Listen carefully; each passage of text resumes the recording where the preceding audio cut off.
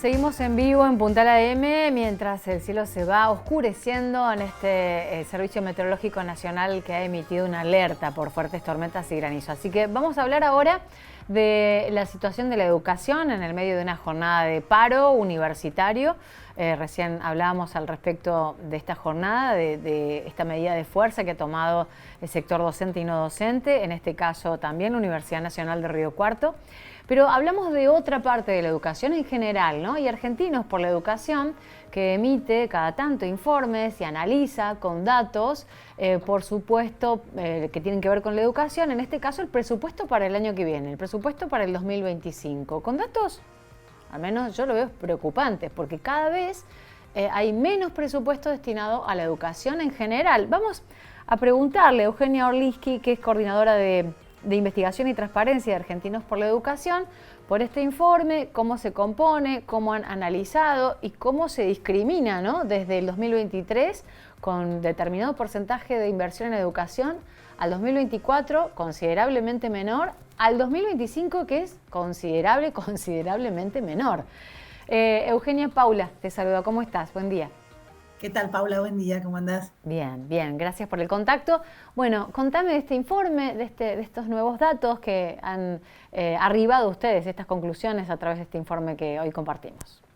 Sí, este es un informe que hicimos en Argentinos por la Educación en base al presupuesto que envió el Poder Ejecutivo para el año 2025. Este es un informe que solemos hacer esta época del año, todos los años, en el cual analizamos puntualmente qué es lo que pasa con los fondos destinados a educación que por el gobierno nacional. Porque este debate, y justamente en este momento está debatiendo en el Congreso, es un debate que nos permite consensuar las prioridades y el énfasis de los programas, ¿no?, para el próximo periodo. Puntualmente, este informe lo hicimos con Javier Curcio y en el cual analizamos cuánto se destina a la función Educación y Cultura y dentro de ella cuánto se destina a la Secretaría de Educación, que más o menos se lleva el 80% de los gastos de Educación y Cultura, mientras que el resto va a ministerios como Defensa e Infraestructura. Claro, Javier Curcio, pasemos, es de la Universidad de Buenos Aires y CONICET, pertenece también a CONICET, ¿no? Sí, exactamente. Con él hacemos siempre este informe, ya hace 3 años que hacemos este informe, en el cual vemos, como bien te decía, cómo son los gastos en educación. Y lo que vemos puntualmente en este informe, que no solo analizamos lo presupuestado para el 2025, lo comparamos con el 2024 y en este año también lo comparamos con el 2023, en el sentido de que hay varios cambios importantes. En cuanto a cuánto se destina a educación en proporción del PBI, que es un indicador que se suele ver, digamos, en todos los países, vemos que se proyecta que se va a destinar el 0,88% del PBI a educación, lo cual viene bajando si lo comparamos con el 2024, que se destinó 0,9%, y el 2023, que se destinó 1,5%. Es decir, en Argentina este es el porcentaje más bajo ya de los últimos 20 años, ¿no? Eso es un título. Es entonces el porcentaje más bajo de inversión en educación en los últimos 20 años, ¿decís? Claro, de inversión por parte del Ejecutivo, ¿no? Que se ocupa, hay que aclarar que el Ejecutivo se ocupa principalmente de la educación superior y tiene algunas funciones puntuales en la educación básica, ¿no? Después son las provincias, claro, las que se encargan, digamos, de lo que es educación básica a nivel inicial, primario y secundario. No está contemplado en este presupuesto. Después cada provincia tiene su presupuesto.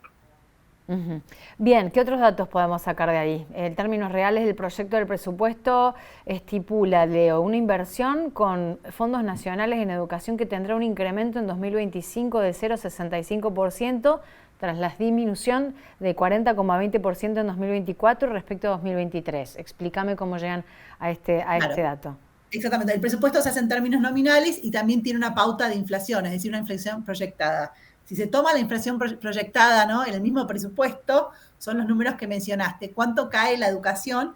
Lo que se ve es que en realidad la educación va a aumentar respecto a 2024, pero hay una caída muy importante entre 2023 y 2024, ¿no? Que está un pequeño aumento, que bien dijiste, del 0,6%, entre el 24 y el 25, no compensa la caída casi del 40% que se observa en el 2023 y 2024 y que lleva todo este movimiento que hay, ¿no?, en el tema universitario. ¿Y qué pasa con la educación superior? Claro, cuando uno se mete, digamos, en la Secretaría de Educación, el principal gasto que tiene, el 60% del presupuesto de la Secretaría de Educación, que era lo que anteriormente era el Ministerio de Educación, ¿no?, que ahora está dentro del Ministerio de Capital Humano, el 60% se lo lleva la educación superior. mientras que ahora hay un programa nuevo, que es el plan de alfabetización, que se lleva el 11% y está destinado principalmente a la educación básica, ¿no? A primaria.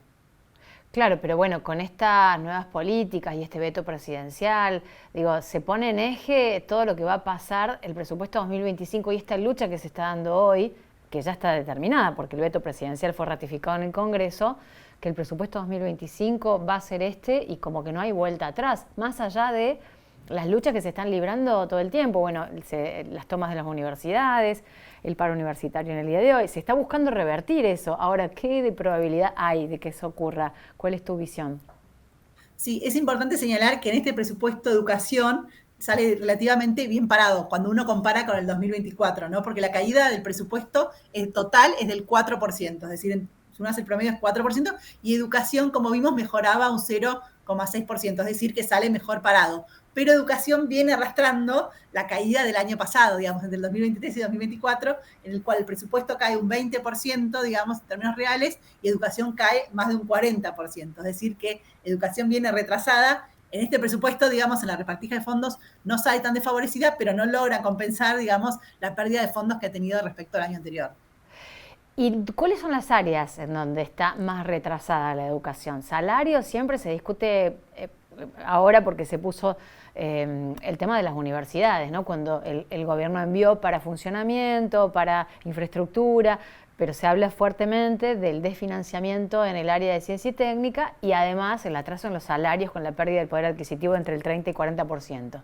Esto es general, esto es en todo el ámbito de la educación que ustedes, por ejemplo, están midiendo con el informe. ¿Cuánto de atraso en qué áreas, digo? Sí, nosotros principalmente, digamos, acá analizamos el gobierno nacional, pero es importante señalar que digamos, el principal destinatario de los fondos siempre son los salarios docentes. Por ejemplo, nosotros lo hicimos puntualmente para las provincias. En general, el 80% del presupuesto de educación de las provincias se destina a salarios, ¿no? Después queda un 20% para otras cosas, ¿no? Entonces, en la medida que haya menos fondos, los que primero van a recibir y repercutir son los salarios docentes. ¿Y tienen información así discriminada provincia por provincia o a grandes rasgos? ¿Cuáles son las provincias que están menos atrasadas o que más invierten en educación con respecto, por ejemplo, a estos informes que elaboran a nivel nacional?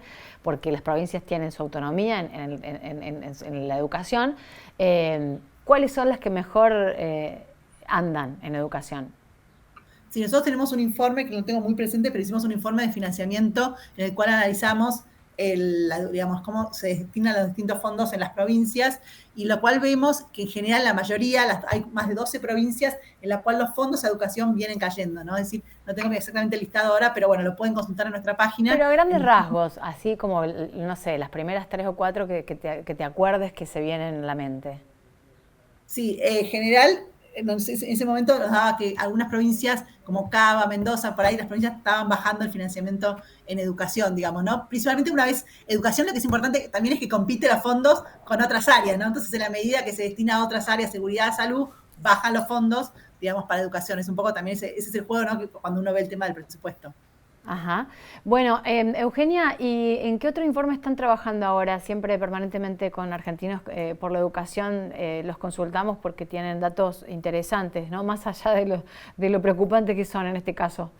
Sí, ahora justamente estamos trabajando, estamos haciendo un monitoreo del plan de alfabetización. Las provincias se comprometieron, ¿no?, en el Consejo Federal de Educación a tener un plan de alfabetización, presentaron un plan de alfabetización y este año lo están implementando, ¿no? Entonces la idea es un poco hacer un monitoreo, seguirlas un poco, a ver qué es lo que está pasando, mostrar los resultados que están teniendo, ¿no? Y cómo están trabajando en ese área.